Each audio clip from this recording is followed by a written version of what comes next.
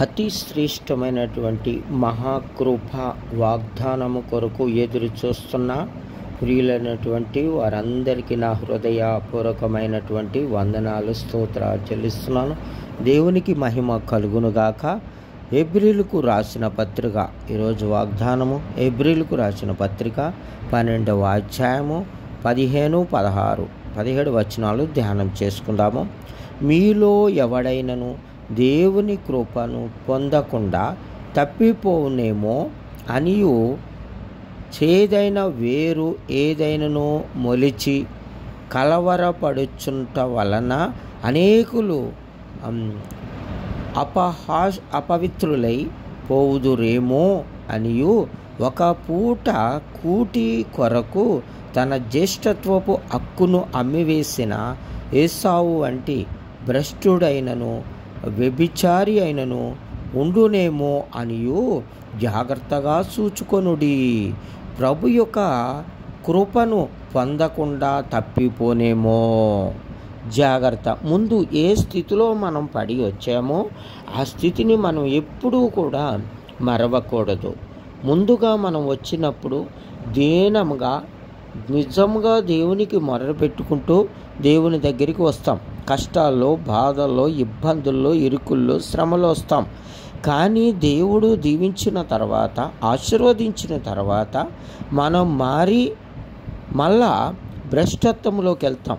ఏసావు వంటి భ్రష్టపు బ్రతుకులోకి వెళ్తాం. కాబట్టి ప్రతి ఒక్కరమును దేవుని యొక్క మహాకృపను ఎన్నడూనూ విడిచిపెట్టక, ఆయన చేసిన ఉపకారములు దేనిని మరవకుండా దేవునితో మనము సహవాసం ఎప్పుడూ కూడా కలిగి ఉండాలి. అందుకనే ప్రభువు బాధపడుతూ ఉన్నాడనమాట. అపవిత్రులై పోదురేమో అనియు ఆయన బాధపడుతున్నాడనమాట. కాబట్టి ఒక పూట కూటి కొరకు ఆయన ఇదిగో జ్యేష్ఠత్వాన్ని, హక్కును అమ్ముకున్నటువంటి ఏసావు వంటి భ్రష్టుడైనను వ్యభిచారైనను ఉండినేమో అనియు జాగ్రత్తగా చూచుకొనుడి.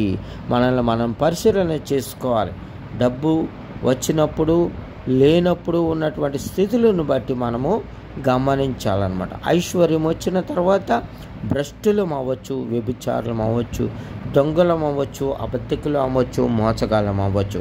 కాబట్టి మనం చాలా జాగ్రత్తగా చూసుకోవాలని చదివిస్తున్నాడు. 17వ వచనంలో ఏసావు ఆ తర్వాత ఆశీర్వాదము పొందగోరి కన్నీళ్లు విడుచుచు దానికోసరము శ్రద్ధతో వెదికినను మారు మనసు పొంద అవకాశము దొరకక విసర్జింపబడినని మీరెరుగుదురు.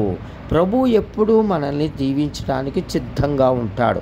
మనము దీవెన ఆశీర్వాదం పొందుకున్న తర్వాత ఒకవేళ మనము కొని ప్రభువుకి వ్యతిరేకంగా ఈ భ్రష్టత్వ హక్కును వ్యభిచారులు కానీ అయిన ఎడల, అబద్ధికులుగా మోసగాలుగా అయిన ఎడల ఒకసారి మనం పోగొట్టుకుంటే తిరిగి మనము కన్నీళ్లు విడిచిన, దుఃఖించిన, రకరకాల విధాలుగా ప్రభువును పాదాల మీద పడినా కూడా ప్రభువు మరలా మనల్ని నమ్మడు. కాబట్టి ప్రతి ఒక్కరము కూడా దేవుని యథార్థతను, పరిశుద్ధతను, పరిపూర్ణతను, విశ్వాసమును విడవక గట్టిగా పట్టుకుని దేవునితో సహవాసము కలిగి ఉంటే ఎలాంటి కార్యమైన దేవుడు మన పట్ల చేసి మనకు గొప్ప ఉపకారం చేస్తాడు. కాబట్టి ప్రతి ఒక్కరము కూడా దేవునితో ఈ సహవాసం కలిగి ఎప్పుడు ఉందామో దేవుడు మనందరికీ తోడైనగాక.